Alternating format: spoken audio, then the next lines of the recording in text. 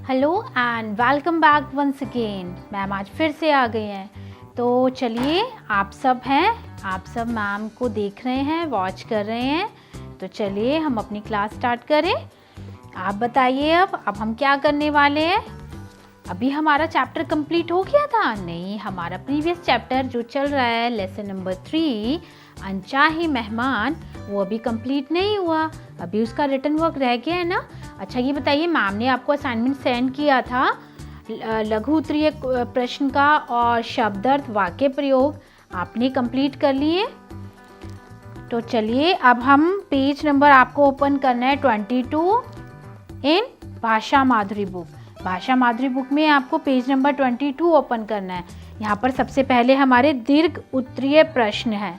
पहले मैम ये एक्सप्लेन करेंगी, इसका भी मैम आपको असाइनमेंट सेंड करेगी और उसके बाद फिर हम अपना बुक वर्क करेंगे। ओके, तो यहाँ पे बेटा पहला प्रश्न देखिए दीर्घ उत्तरीय में। मालती ने ओखली और मूसल के बारे में साधुओं को क्या बताया था? मैम ने आपको बताया ना, ओखली और मूसल जिसमें हम मसाले कूटते हैं, पता है आपको। अब तो ग्राइंडर आ गया, मिक्सर ग्राइंडर, हम उसमें डालते हैं, उसमें हमारे मसाले रेडी होते हैं। पहले ये सब चीज़ें नहीं थी, पहले मसालों को घर पे कूटा जाता था ओखली और मूसल से।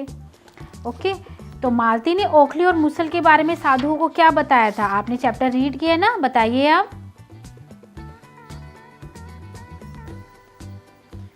मालती ने जब साधु महात्मा मालती के घर पहुंचे और मालती रसोई में गई पानी लेने के लिए, तो अचानक से साधुओं की दृष्टि एक कोने में पड़ी और उस कोने में क्या रखा हुआ था? एक ओखली रखी हुई थी और एक भारी भरकम मूसल रखा हुआ था।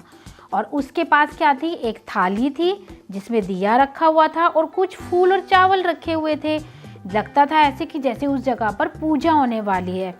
तो जैसी मालती पानी लेकर आई, साधुओं ने पूछा कि इस ओखली और मूसल की पूजा कौन करता है ना।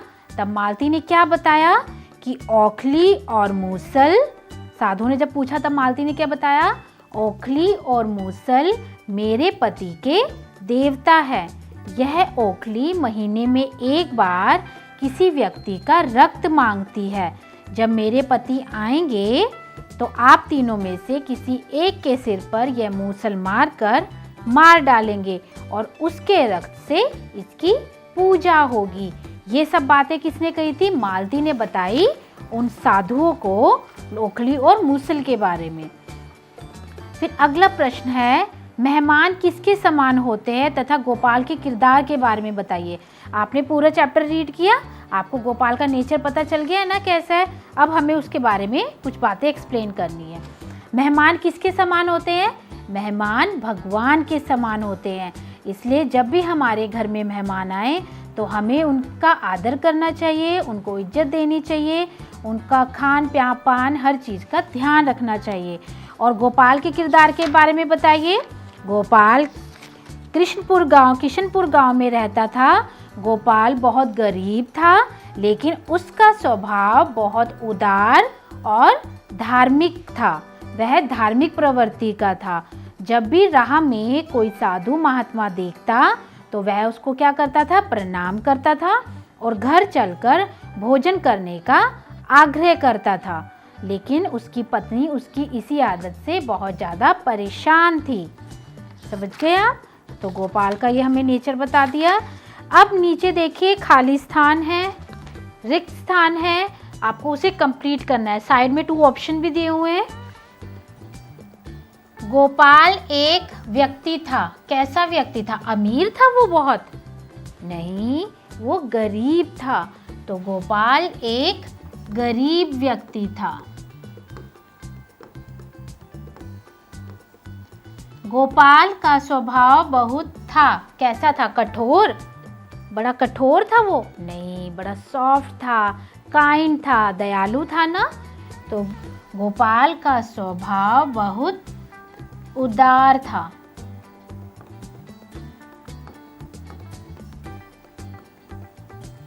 गोपाल ने 3 को खाने पर बुलाया। चोरों को खाने पर बुलाया या साधुओं को खाने पर बुलाया था? साधुओं को।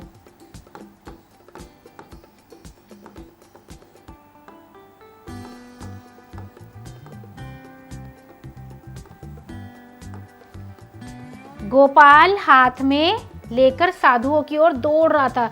जब लास्ट में चैप्टर में गोपाल क्या लेकर दौड़ रहा था हाथ में, जब मालती ने ये बोला कि साधु क्या मांग रहे थे, मूसल मांग रहे थे, तो गोपाल ने क्या कहा कि तुमने उसे दिया क्यों नहीं उन लोगों को, तुमने उन्हें ऐसे मना क्यों कर दिया।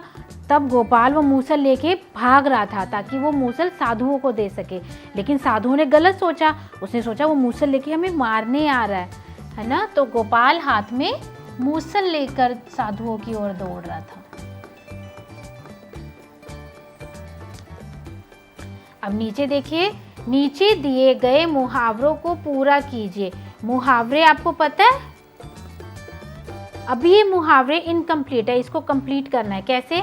जैसे ईद का चांद, काठ का उल्लू, काठ मतलब लकड़ी, लकड़ी का उल्लू, ये कोई कहावत है।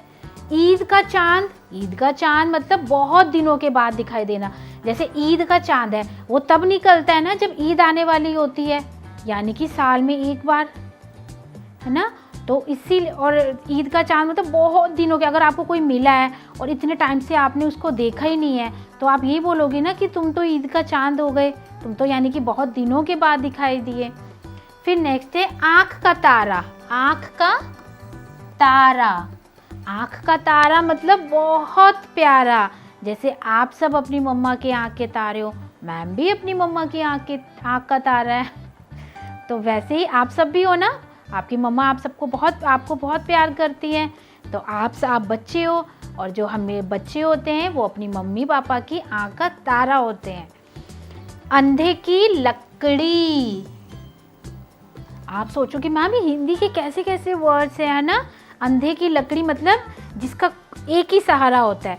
जैसे कि अगर आपकी 2 सिस्टर है और आप अकेले हो, आप सिंगल हो, तो फिर तो हम बोल सकते हैं कि राहुल अपनी मम्मी पापा की अंधे की लकड़ी है। अंधे की लकड़ी मतलब जिसका एक ही सहारा होता है।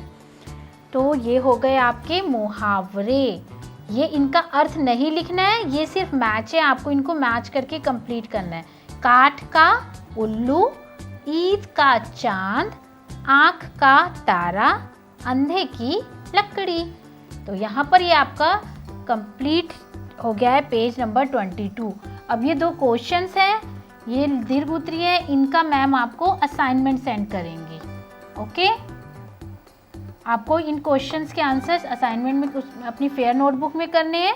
इस वर्क को आपको नहीं करना है, ये सिर्फ आपको बुक में ही रहने देना है। ओके, तो चलिए,